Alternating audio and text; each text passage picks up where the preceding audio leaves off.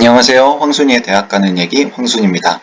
내 수능 점수 0급에서 정시 지원하려면 유불리를 결정하는 20가지 요소, 오늘 2부 시작하겠습니다. 네, 저는 진로진학에 관심 많은 지금 현직 교사고요. 얘기를 바로 진행하겠습니다. 자, 지난번 그 영상에서 점수 환산과 관련된 7가지 요소를 가지고서 내가 이 대학, 이 학과에 지원하는 것이 유리한가 에 대해서 판단할 수 있는 근거들을 제가 알려드렸습니다. 오늘은 두 번째 모집 관련해서 7가지 요소에 대해서 알려드릴 텐데 제가 여기에 써놓은 순서는 우선순위, 중요도라고 보시면 되겠습니다. 그래서 오늘은 이 모집 관련에 대해서 7가지 요소를 말씀드리고요. 다음에는 기타 요소들에 대해서 말씀드리겠습니다. 자, 먼저 첫 번째, 이번 입시에서의 가장 큰 이슈죠. 이 교차 지원이 얼마나 일어나냐에 따라서 결과가 아주 영향을 받겠습니다. 자, 일단 결론부터 말씀드릴게요. 지금 문과 학생들이 이제 상경 계열이나 사회 계열이나 아무튼 자연계에서 넘어올 수 있는 학과들, 그러니까 자연계 학생들이 선호할 만한 학과들에 지원하고자 하는 문과생들이 좀 위협이 느껴지고 있죠. 이미 많이 아실 것 같은데 저는 문사철, 그러니까 어문계열이나 역사, 철학 이런 일반 인문계도 안심할 순 없다고 저는 생각합니다. 사실 자연계 애들이 갑자기 역사 공부를 한다, 이게 낯설 것 같더라도 막상 애들이 내 점수로 여기를 쓸 수 있다고? 그런 걸 보면은 충분히 이제 학생 입장에서는, 입시를 치른 수험생 입장에서는 욕심이 날 거거든요. 그게 분명히 영향을 저는 줄 거라고 생각이 듭니다. 자, 제가 반영 비율 몇 개를 가져와 봤어요. 자, 한양대 상경 같은 경우에는 수학이 40%, 물론 영어가 가산점 붙는 방식이라 좀 숫자가 크게 느껴질 겁니다. 서강대도 43.3%. 자, 그러면 이쪽에서는 당연히 이제 한양대, 서강대 정도 되면은 이제 수학 1등급인 학생들이 대부분이겠죠. 그러면 여기에 지금 미적분 1등급인 학생들은 너무나 많은데 사실 확통 1등급 학생이 많지 않잖아요. 그래서 사실상 상경계, 인문계임에도 미적분 1등급을 받은 학생들이 많이 들어올 것이다. 이 정도 수학 반영 비율이면 충분히 탐낼만 하겠죠. 그래서 실제로는 자연계에서 원래 중앙대부터 한 숙명여대 정도까지 쓰려고 했던 학생들이 한양대 인문계로 돌려서 한양대, 서강대를 쓸 수도 있다. 그러니까 숙명여대, 중앙대 저 라인은 제가 중경의식 건동홍숙이라고 보통 말하죠. 대강 그 라인으로 제가 추정을 해본 건데, 물론 여기서 조금 더 벗어날 수도 있습니다. 더 과감하게 이제 국승세단 라인에서도 쓸 수도 있고요. 그건 이제 올해 입시가 어떻게 되냐에 따라서 좀 다르겠죠. 까봐야 아는 부분입니다. 자, 경희대 사회 계열에서도 수학 반영이 되게 높죠. 그래서 원래 자연계, 동국대, 숭실대 라인을 쓰는 학생들이 경희대까지, 인문계로 쓰면, 사회계로 쓰면 경희대까지 쓸 수 있다는 거. 그러니까 자연계 학생들이 카드가 3장일 텐데, 제가 볼 때는 내가 인문계로 쓰면 여기까지 가능하다고? 사학과로 써도 예를 들어서 서강대가 일반 어문계열로 써도 수학 반영 이렇게 많이 해준다고? 그럼 나 어문계여도 괜찮아. 가서 복수 전공하면 되지. 전과하면 되지. 요즘은 이제 복수 전공 전과가 잘 돼 있으니까 저는 자연계 학생들이 3장의 카드 중에서 이런 마음을 먹고 이런 가능성을 알게 되어서 한 장 정도는 이렇게 인문계로 상향 지원, 그러니까 대학교를 상향 지원하지 않을까라고 판단이 들고요. 성신여대 경제학과도 보면 수학이 40%죠. 그럼 당연히 미적분 1, 2등급 학생들이 탐낼 수 있습니다. 1등급까지는 아니어도 수학 미적분 2등급 받은 학생이 인서울을 하기 위해서 서울 하위권 대학의 수학 반영 높은 곳을 찾다가 이런 성신여대 경제학과 같은 것을 눈독 들일 수가 있겠죠. 근데 이제 인문계에서 수학 2등급 이상 받은, 확통 2등급 이상 받은 학생이 성신여대 경제학과를 거기까지 쓸 어떨지 잘 모르겠습니다. 나머지 과목을 어떻게 봤냐에 좀 다르겠지만 나머지 과목도 비슷하게 봤다면 성신여대 경제학과까지 쓰고 싶지 않다는 느낌이 좀 들겠죠. 그래서 이런 경제학과 40%나 되면은 자연계 학생들이 많이 침범할 수 있습니다. 서울시립대는 그 인문 원계열, 주로 어문 계열, 문사철 계열이 그래도 여전히 수학 반영이 30%죠. 그래서 원래 홍대부터 세종대 정도에 해당되는 자연계 점수를 가진 학생들이 인문계로 넘어올 수 있다. 그다음 중앙대 공공인재학부도 수학 반영이 되게 높죠. 그래서 충분히 이렇게 지원할 수도 있다는 거. 저는 이번에 상경계열이나 뭐 무슨 자연계 학생들이 탐낼 만한 요소가 있는 그런 학과뿐만이 아니라 애들이 대학 이름을 보면 눈 돌아갈 수 있기 때문에 3장 중에 1장 정도는 문사철까지도 욕심내지 않을까라고 생각이 듭니다. 자, 그러면 교차 지원을 자연계들이 얼마나 할까? 그런 이제 궁금증이 생기죠. 그걸 이해하기 위해서는 다음의 수학 분포를 좀 이해하실 필요가 있겠습니다. 자, 수학 제가 등급별 인원 그리고 과목별 비율과 인원을 제가 산출했는데요. 여기서 총 인원은 확실한 숫자입니다. 수학을 본 사람 중에 1등급 숫자는 이미 18,031명으로 정해져 있고요. 근데 그 안에 미적분, 기하, 확통 선택자가 각각 몇 프로씩 있는지는 사실 평가원에서 공개하지 않았습니다. 네, 이거는 어디서 잘 떠돌지 않은 자료일 수 있는데요. 추정치입니다. 얼추 맞는 추정치일 거고요. 거기에 따른 인원을 제가 직접 계산을 했습니다. 그러면 지금 보면은 미적 기하 1등급 받은 학생들이 거의 17,000명 정도 되죠. 그럼 17,000명? 그럼 도대체 대학 라인으로 보면 어디까지일까? 그런 궁금증이 생깁니다. 그래서 17,000명 정도까지의 누적 모집 인원을 갖고 있는 대학 라인이 어느 정도인가? 라고 생각해 보셔야겠는데, 정말 러프하게 말씀드리면 대략 33,000명 정도가 인서울 정시 인원입니다. 그러면 이미 미적분 기하, 미적분만 해도 거의 1, 2등급만으로 그 인서울 모집 인원을 충분히 넘어서죠. 그렇죠? 거의 자연계들이 1, 2등급이라는 수학 등급을 갖고 서울에 있는 대학들을 다 지원을 하고도 남지 않을까라고 판단이 듭니다. 물론 3등급이어도 다른 과목이 잘 보면, 다른 과목을 잘 보면 지원할 수도 있겠죠. 그래서 점점 1등급에서 등급이 내려갈수록 미적분의 비중은 줄어들고 확통의 비중은 늘어나죠. 그러니까 높은 등급, 이게 진짜 딱 정확히 그런데 기하는 좀 특이하지만 높은 등급일수록, 좋은 등급일수록 미적분 선택자가 많고 확통 선택자가 적다. 네. 그래서 미적분 선택자가 쉽게 1등급을 받고 인문계로 침범할 수 있다는 거. 자, 여기서 과목별 비율과 인원은 추정치라고 말씀드렸어요. 자, 그럼 영어 분포와 어떤 주요 대학의 모집 인원에 대해서 좀 보겠습니다. 영어가 작년이 한 13%대, 1등급자가 13%대였는데 그게 반토막이 났죠. 그래도 여전히 27,830명입니다. 제가 아까 러프하게 인서울이 33,000명 정도 된다고 했었죠. 자, 그러면 제가 이렇게 계산해 봤어요. 사실 우리가 좋은 대학이 또 의치 약한 수가 있잖아요. 여기서 제가 인원을 총 합산을 해보니까 2,748명이 나오더라고요. 거기서 서울대부터 숙대까지 정도를 합쳐보면 17,981명이 나오는데 이것만 합쳐도 2만 명이 넘죠. 자, 아까 돌아가 볼까요? 자, 2만 명, 서울대부터 숙대, 의치 약한 수 더한 게 2만 명입니다. 직어국도 안 넣었어요. 그 2만 명인데 지금 미적분 1등급자만 기하 1등급자 합치면 17,000명 정도, 확통까지 합치면 18,000명이죠. 대충 감이 오시나요? 서울 중상위권에서는 수학이 거의 1등급인 학생이 대부분일 것으로 예상이 됩니다. 자, 나머지 인서울을 다 합치게 되면은 35,798명 정도 됩니다. 의치 약한 수까지 합쳐서. 약간 제가 이제 모집 인원을 나름대로 이제 다 더해봤지만 약간의 오차가 있을 수도 있습니다.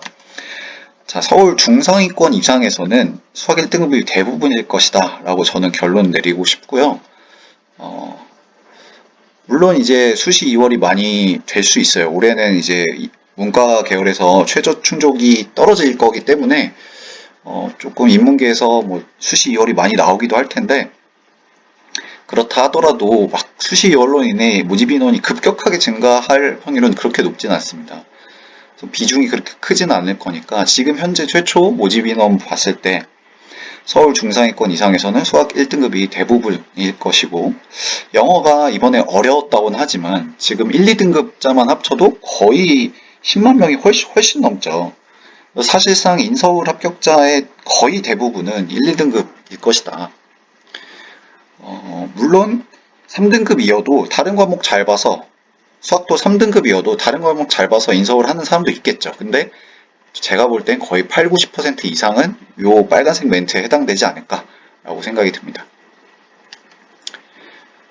자, 그래서 이제 모집 인원, 두 번째 판단 기준, 모집 인원에 대해서 말씀드려 볼게요. 자, 이제 모집 인원이 얼마나 증가했냐, 감소했냐, 이것도 중요하겠죠. 작년 결과를 볼 때, 작년의 모집 인원과 이번에 모집 인원을 잘 비교해야 되겠습니다. 지금 경기대 같이 인원이 많이 늘어난, 절대적인 숫자도 많이 늘어났죠. 25명. 비율로 봐도 많이 늘어났고요. 거의 이제 50% 정도 늘어난 거니까. 그다음 동국대 네, 많이 늘어났고요. 제가 지금 인문계 먼저 보여드리고 있습니다. 그 다음에 올해 경영경제 쪽에서 인원을 많이 늘린 대학들이 좀 눈에 띄어요. 그래서 한양대 경영, 경제금융학부, 정책학과. 지금 보실 때 제가 비율은 계산하지 않았지만 여러분들이 늘어난 숫자뿐만 아니라 늘어난 비율도 계산하시면 좋을 것 같아요. 네, 오른쪽에 이제 2021 최종이라고 돼 있잖아요. 그러니까 수시 2월이 발생해서 인원이 늘어난 겁니다. 그러면 올해 수시 2월에는 인원이 더 많겠죠. 모집 인원이 늘어난 학과는. 그것까지 고려하셔야겠고요. 다음 중앙대 같은 경우에는 원래는 이제 경영경제대학 경영 합쳐서 143명 뽑았는데 그게 분할했는데 오히려 합치지 않아도 경영학과는 많죠.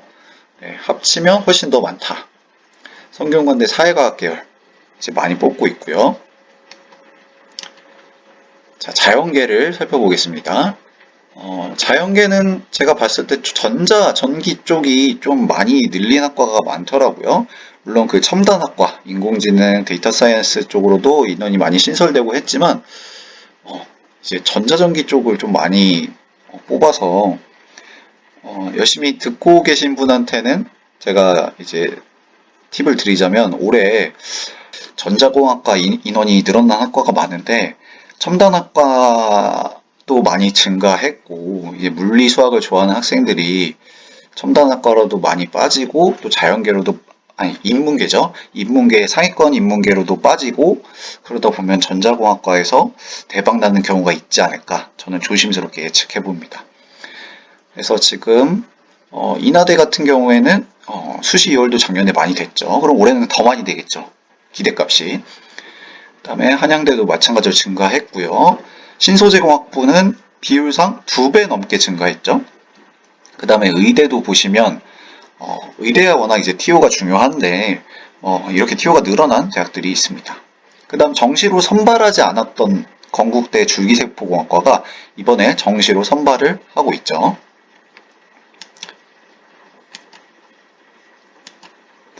자, 몇 개 학과 더 보여드릴게요. 자연계가 좀 인원이 늘어난, 특히 이제 첨단학과에서 인원은 많이 늘린 경우가 있어요. 그러니까 그 학과가 좀 잘 팔린 거죠, 작년에.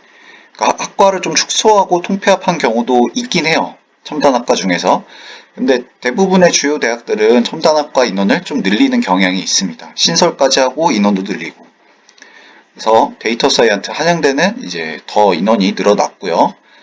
그 다음에 성균관대도 일반 자연과학 계열에서 인원이 늘어났죠. 그 다음에 여러분들 늘어난 숫자뿐만 아니라 비율을 보셔야 된다고 말씀드렸고요. 전남대 신소재공학부도 거의 2배가 됐죠. 자, 몇 개 학과를 조금 더 보면요. 이거는 인원이 제가 줄어든 거를 이제 정리를 좀 해봤어요. 전남대 간호학과 3분의 2로 줄었죠. 소프트웨어공학은 절반 토막 냈고. 그러니까 이게 좀 잘 안 팔린 건지 어떻게 통폐합한 건지 여러 요인에 의해서 인원을 줄이기도 합니다. 그래서 뭐 총신대 역사교육과, 총신대 뭐 이제 영어교육과, 뭐 유아교육과 이런 학과들 마지막 인서울을 하면서 사범개혁 가고 싶어하는 학생들이 많은데 7명에서 5명 되면 이게 비율상도 크지만 이게 적은 인원에서 더 적어진 건 더 크리티컬하거든요. 경쟁률이 급격하게 올라갈 수 있기 때문에 유의를 잘 하셔야겠습니다. 그 다음에 협성대도 분할해서 뽑긴 하지만 합산해도 인원이 줄어든 걸 확인할 수 있고요. 강원대 자율전공은 인원이 많이 줄었네요. 대신 다른 학과가 늘린 곳이 있겠죠. 자, 세 번째, 수시 2월 인원이 얼마나 되냐를 잘 보셔야 되겠습니다. 자, 제가 어떤 순서로 나열했냐면 2021 최초 모집 인원과 수시 2월이 돼서 얼마나 더해져서 최종 인원이 되었는가. 그래서 제가 상승된 비율까지 옆에 써봤습니다. 그래서 충남대 동물자원과학부는 20명을 최초 모집 인원으로 예정해 있었는데 수시 2월이 20명이나 돼서 총 40명이 됐어요. 그래서 2배가 된 거죠. 그러니까 수시 2월이 이렇게 많이 될 거라고 생각을 못할 수 있고 실제로 이거를 계산하지 않은 채로 여러분들이 성급하게 결정 내려가지고 가나다군에 지원할 수도 있는데 수시 최종 다 끝나고 수시 2월이 반영된 정시 인원을 꼭 확인해 보셔야겠습니다. 올해는 또 최저 충족률이 제가 볼 땐 전체적으로 떨어졌을 거라고 봅니다. 왜냐하면 네 과목 다 어려웠기 때문에 어느 한두 과목에서 삐끗한 학생들이 분명히 많을 거예요. 그래서 수시 2월이 많아질 것으로 예상되기 때문에 꼭 12월 30일에 수시 2월이 반영된 정시 인원을 확인해 보셔야겠습니다. 그래서 많게는 2배, 1.3배, 4배 정도 늘어난 학과들 꽤 많다는 거. 연세대 미래 의예과만 보더라도 인원이 많이 늘어났죠. 그래서 의예과는 이런 거에 엄청 민감하기 때문에 이런 것들 잘 보셔야 되겠습니다. 그 다음에 홍대 경영을 보시면 96명에서 137명이 됐는데 그러면 이게 충원율이 훨씬 더 급격하게 예상했던 것보다 급격하게 증가할 수 있어요. 그래서 올해 수시 2월이 작년의 수시 2월과 얼마나 더 급격하게 증가했느냐. 이게 수시 2월 된 인원이, 그러니까 최종 모집 인원이 만약에 2배가 됐다고 해서 충족률이 2배가 되진 않을 거거든요, 수학적으로. 그러니까 더 기대하는 정도는 2배보다 더 돌아야 돼요. 그래서 이게 인원이 늘어나는 정도가 되게 중요하다라고 말할 수 있겠습니다. 그래서 올해는 특히 수능 최저가 센 인문계 학과에서 2월 인원이 좀 더 많이 나오지 않을까라고 조심스럽게 예측해 보고요. 자연계 학생들, 상위권 대학의 자연계 자기 점수보다 더 높은 대학의 상위권 대학을 노리는 자연계 학생들, 그리고 어떻게든 살아남아야 하는 인문계 학생들, 여기를 많이 보셔야 되겠습니다. 자, 네 번째, 최근 경쟁률과 충원율 당연히 보셔야겠죠. 네, 건국대 미디어 커뮤니케이션, 물론 다군이라서 이렇게 극단적인 충원율이 나옵니다. 근데 올해도 이렇게 극단적인 충원율 다군에서 많이 나올 수 있고요. 이게 오히려 적은 걸 수도 있어요. 그래서 재작년, 이제 최근 3년을 다 보셔야겠습니다. 아까 제가 말씀드린 게 뭐였냐면, 예를 들어서 2021년에 서울여대 사회복지학과가 20명을 뽑았죠. 근데 만약에 올해 40명을 뽑는다고 해봅시다. 그럼 충원율이 여전히 315%이겠냐? 그것보다 더 될 거라는 기대가 있다는 거죠. 네. 일반적으로 수학적으로는 그렇습니다. 물론 이제 입시라는 게 그렇지 않을 수 있죠. 기대하는 바와 다를 수도 있는데 확률적으로는 그럴 확률이 더 높습니다. 자, 그래서 충원 인원이 얼마나 더 발생할 수 있는가 이런 것들을 잘 살펴보셔야겠고요. 그러니까 충원율이 높아야 무조건 뭐 좋은 거다 라고 보실 수도 있는데 충원율이 너무 높으면 또 그거를 보고서 거기에 올해 또 몰릴 수가 있잖아요. 오, 여기 작년에 충원율 진짜 높았네. 여기를 써서 어떻게든 내가 턱걸이로 되자 이런 마음으로 쓰는 학생들이 올해 너무 많을 수도 있습니다. 그래서 유난히 톡 튀는 충원료를 가진 학과들 그것만 보고 쓰면 또 위험할 수도 있죠. 그래서 적당히 높은 충원율이 일반적으로 안전하게 보는 방법이 있지 않을까라는 판단도 들고요. 반대로 충원율이 너무 낮았는데 사람들이 그걸 보고 안 썼는데 올해는 높고 그럴 수도 있죠. 입시라는 건 참 어려워요. 그렇기 때문에 작년 거만 보지 마시고 최근 2, 3년치를 보시는 걸 권장드립니다. 자, 자연계 학과에서 충원되는 거, 건국대 다군은 역시 충원이 많이 되고 있고요. 홍대 수학교육과도 다군 많이 되고 있죠. 그 다음에 이제 주로 상위권 학과에서 충원이 많이 되거든요. 왜냐? 왜 점수가 높은데 왜 충원이 많이 되지? 자, 한양대 미래자동차공학과를 포기하고 어디를 갔을까요? 그 많은 학생들이. 많은 학생들은 연고대나 서울대를 갔겠죠. 그쵸? 네. 연고대를 갔겠죠. 이게 군이 그랬을 때니까. 그래서 한양대 미래자동차공학과도 좋은 학과지만 연고대 더 좋은 공대를 진학한 학생들이 많겠죠. 그래서 일반적으로 좋은 학과들이 충원율이 일반적으로 더 높다. 그래서 오히려 아이러니컬하게도 충원이 더 많이 돼서 전체적인 최종 커트라인이 적어질 수, 오히려 낮은 과보다 더 낮은 과가 높고 높은 과가 낮은 그런 결과가 발생할 수도 있다. 그렇게 보시면 되겠습니다. 그 다음에 경희대 의예과 되게 높죠. 충원이 엄청 많이 됐죠. 의예과 치고. 자, 그러면 이게 충원이 높을 것인가 작을 것인가 이거를 예측하기 위해서는 군별로 인접한 대학과 학과의 배치를 살펴보셔야겠습니다. 자, 한때 이제 연대 경영, 성균관대 글로벌 경영, 핵방구 이거 검색하시면 아마 좀 얘기가 나올 거예요. 근데 이게 뭐 아직 논란이 있습니다. 이게 지금 설이라는 얘기가 있고 뭐 실제로는 그렇지 않다 뭐 이런 얘기도 있는데 어쨌건 얘기가 나온 걸 보면 연세대 경영, 성균관대 글로벌 경영이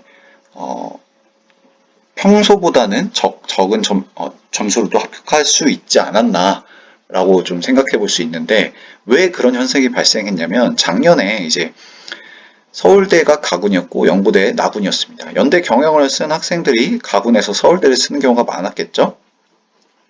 그럼 연대 경영을 이제 쓰고 다 서울대로 가는 애들이 많은데 원래 이제 나군의 연고대를 겨우겨우 쓰는 학생들이 경영학과 너무 세니까 무섭고 그냥 낮은 과를 쓰자로 낮은 과에 많이 몰린 거죠.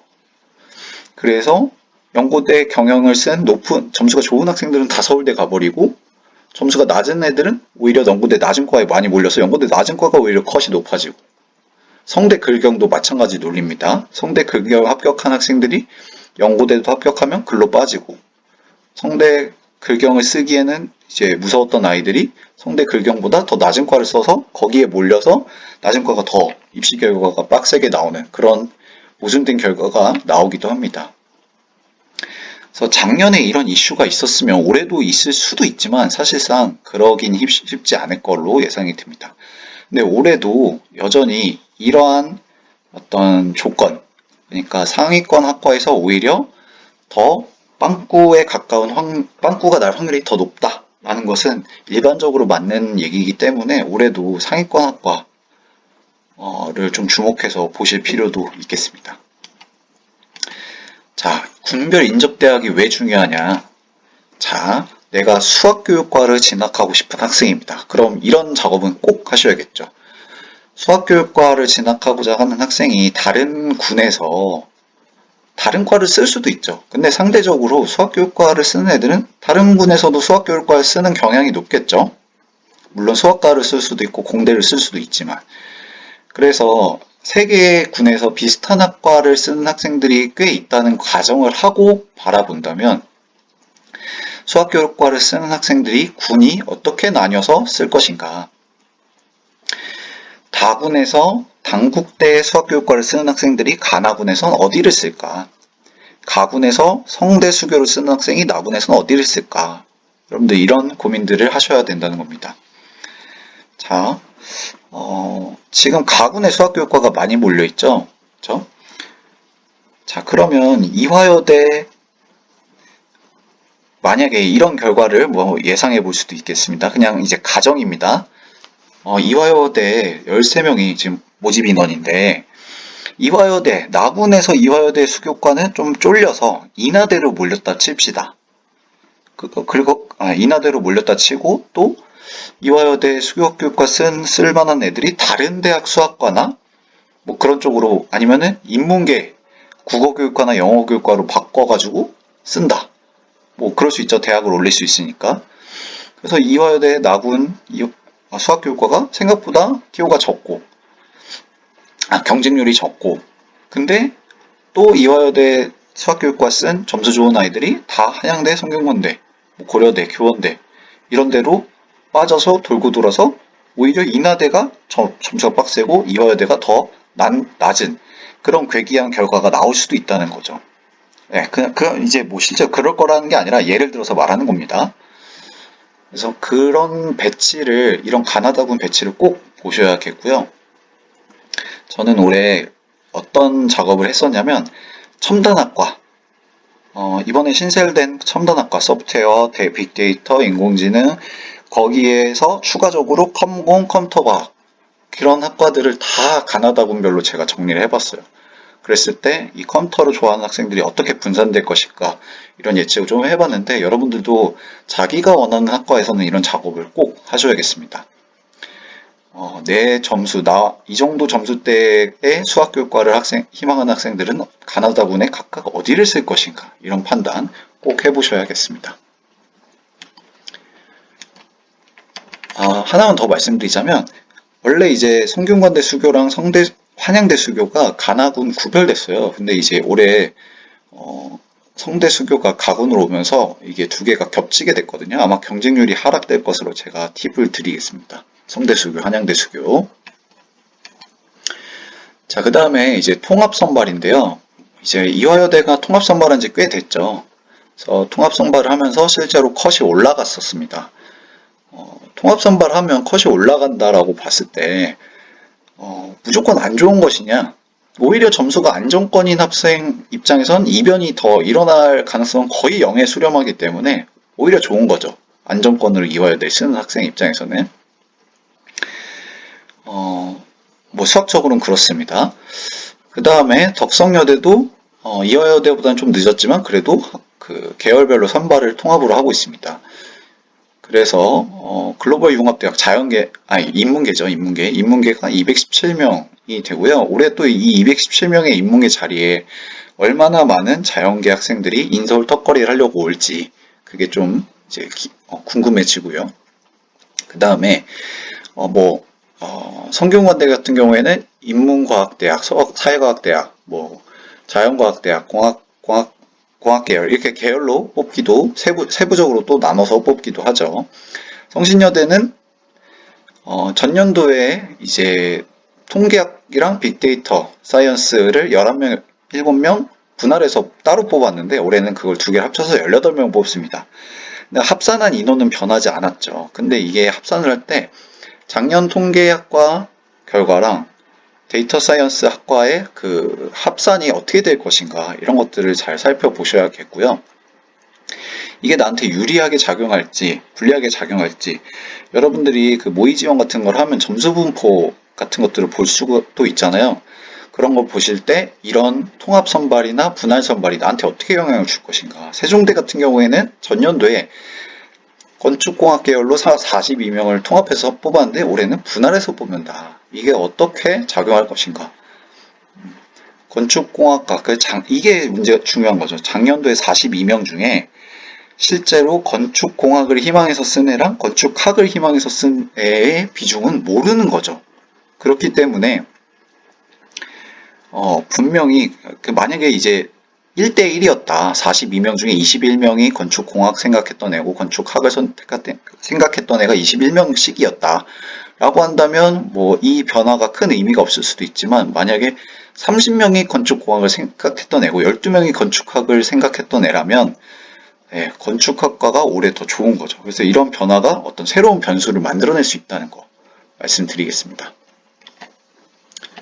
그 다음에 드문 경우긴 하지만 내신 반영하는 경우 면접이 있는 경우 많죠. 뭐 의예과 같은 경우에는 면접이 있는 곳이 대부분이죠. MMI 면접이 있고요. 그 다음 선발을 일괄로 하기도 하고 이렇게 단계별 선발을 하기도 합니다. 의예과는 단계별로 연대 의대는 2.5배수로 수능만으로 뽑은 다음에 면접을 하고 있고 국제 계열에서도 면접을 진행하네요. 그 다음에 예를 들어서 내신을 반영하는 이제 중하위권 지방대들이 많은데 용인대 같은 경우에는 대부분의 학과에 이제 내신을 30% 반영합니다. 이 학생부를 반영하는 방식도 대학마다 다르니까 어떻게 반영하는지를 꼭 확인해 보시기 바랍니다. 무슨 과목을 반영하는지, 학년별 반영 비율은 어떻게 되는지, 뭐 상위 몇 단위만 반영하는지, 내신만 반영하는지, 뭐 출결이나 뭐 이런 것도 반영하는지 잘 살펴보셔야겠고요. 그 다음에 고려대, 사이버 국방학과 같은 학과들은 뭐 군면접이나 체력검정 이런 것들이 있는 학교들도 간혹 있습니다. 자, 그래서 오늘은 정시지원 유불리, 내가 이 대학에 지원하는데 이 학과에 지원하는데 유리한가 불리한가를 판단하는데 그 기준이 될 만한 7가지 요소, 모집과 관련된 7가지 요소를 살펴보았습니다. 올해는 특히 교차 지원 가능성에 대해서 많이 살펴보셔야 되겠고요.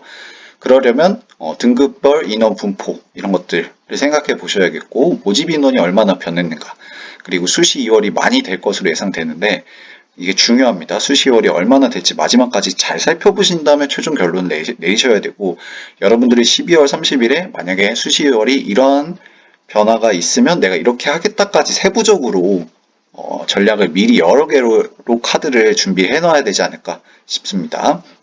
그 다음에 최근 경쟁률과 충원율 잘 살펴보셔야겠고요.